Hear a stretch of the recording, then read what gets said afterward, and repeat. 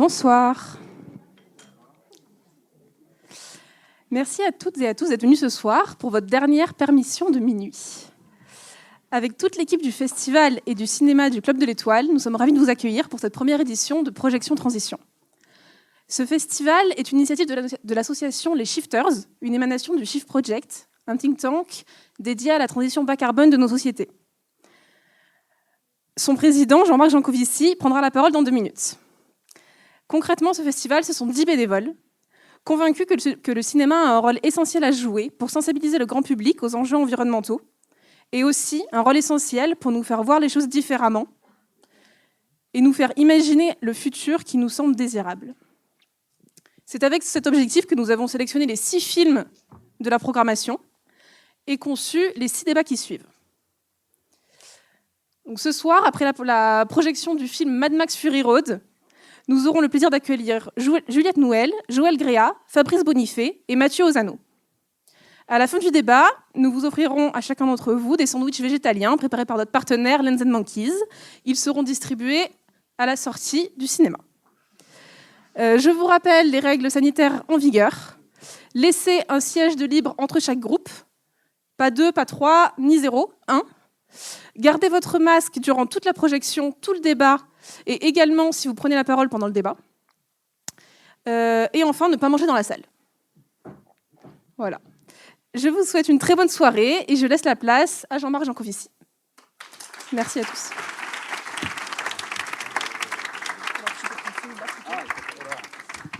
Il ne faut pas que je prenne le mauvais micro, sinon je meurs dans 35 ans. Qui ici ne connaît pas le Shift Project ? Qui ici connaît déjà bien le Shift Project ? Bon, ça fait il y a plein de gens qui ne savent pas s'ils connaissent ou pas, finalement. Qui ne sait pas ? Bon, alors, comme l'essentiel des gens ont quand même l'air de connaître, je ne vous rappelle pas ce qu'on fait.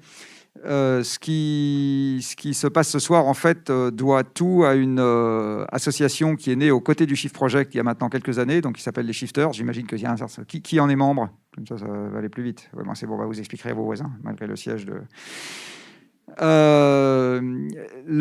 Alors très rapidement quand même, donc le Shift Project est une association d'entreprises, donc des grands méchants, qui a vocation à essayer de rassembler des gens qui pensent que si on commence à s'occuper sérieusement de la question climat, ils seront plutôt du bon côté de la barrière.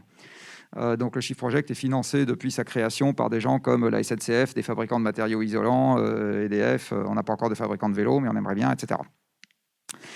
À côté du Shift Project, qui est une association d'entreprises, c'est créé il y a maintenant X années, 4, 5, 6, bon, quelques années, une association de personnes qui s'appelle les Shifters et qui sont tous les petits ours bruns veut aider, c'est-à-dire que c'est tous les individus qui disent nous, on aimerait bien contribuer à ce mouvement-là, mais le Shift Project étant une association d'entreprise, on ne peut pas adhérer, donc on a fait une association sœur qui s'appelle les Shifters et qui, au fil des années, a pris son envolée et organise ses propres activités, dont le festival qui démarre ce soir est une incarnation.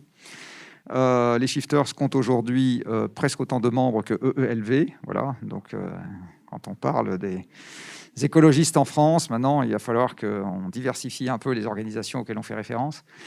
L'idée est quand même de contribuer aux projets qui sont lancés par le Shift. Alors, il y en a un sur lequel je vais quand même vous dire 5 minutes, vous parler 5 minutes, pardon, parce que je pense qu'il va nous occuper une bonne partie de l'année 2021.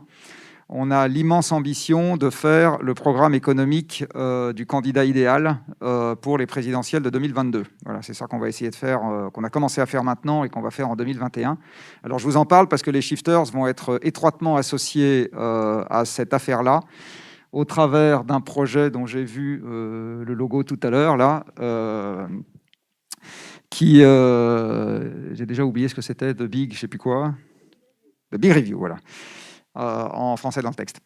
Donc, The Big Review, en fait, va être la participation des Shifters à l'organisation de discussions, je n'appelle pas ça vraiment des débats, mais enfin de discussions, on verra le format que ça va prendre, sur des propositions ou des morceaux de propositions que le Shift Project va élaborer dans le cadre du travail qu'on va faire l'année prochaine. Alors, le travail qu'on va faire l'année prochaine vise à donner une proposition d'évolution de l'économie dans un monde dans lequel on s'occupe sérieusement du climat. Et alors, s'occuper sérieusement du climat, ça veut dire que le quoi qu'il en coûte, on ne le met pas sur le Covid, on le met sur moins 5% des émissions par an. Donc on part d'une... Voilà, quoi qu'il en coûte, c'est moins 5% des émissions par an, parce que c'est ça qu'il faut dans le monde pour qu'on tienne les 2 degrés.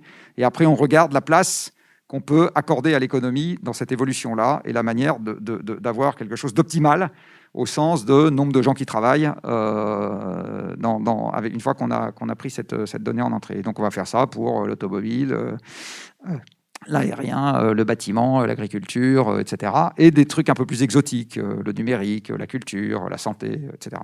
Exotique, pas au sens où c'est exotique pour nous, au sens où c'est une manière exotique de rentrer dans le problème, parce qu'en général, c'est pas comme ça qu'on fait.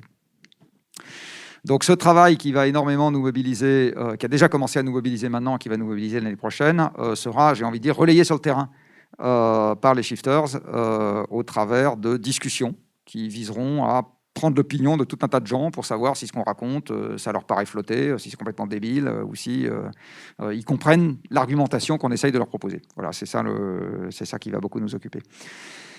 Voilà, donc c'est quelque chose qui va étroitement, encore une fois, associer les gens qui ont levé la main tout à l'heure quand j'ai posé la question. Alors ce soir, c'est beaucoup plus récréatif, mais on espère quand même que ça va vous intéresser. Alors le film, j'imagine qu'il y a beaucoup d'entre vous qui l'ont déjà vu. Par contre, les débats qui y auront derrière, donc on vous présentera les invités en temps utile. Ce soir, vous aurez notamment Mathieu Ozano, qui est le directeur du Shift et qui a une histoire personnelle dans le pétrole qu'il aime beaucoup. Parce qu'il y a longtemps travaillé comme observateur, j'ai envie de dire. Et on vient par ailleurs au Shift Project aussi de sortir un rapport, il n'y a pas très longtemps, sur les perspectives d'approvisionnement en pétrole de l'Europe dans les 10 prochaines années, travail qu'on va raffiner encore dans les mois qui viennent.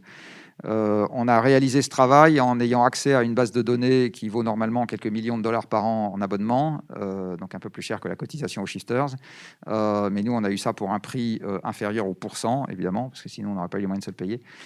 Et ça va nous permettre d'avoir un avis sur ce qu'on peut espérer avoir comme pétrole à notre disposition. Alors, je vous donne tout de suite, je vais vous spoiler la fin, pas comme dans le film. Ça va baisser.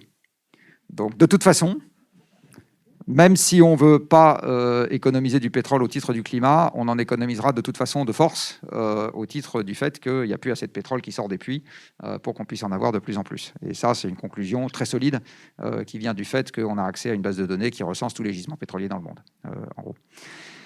Voilà, je vous propose éventuellement, s'il y a des gens qui ont des questions, de lever la main et de poser la question. Non ?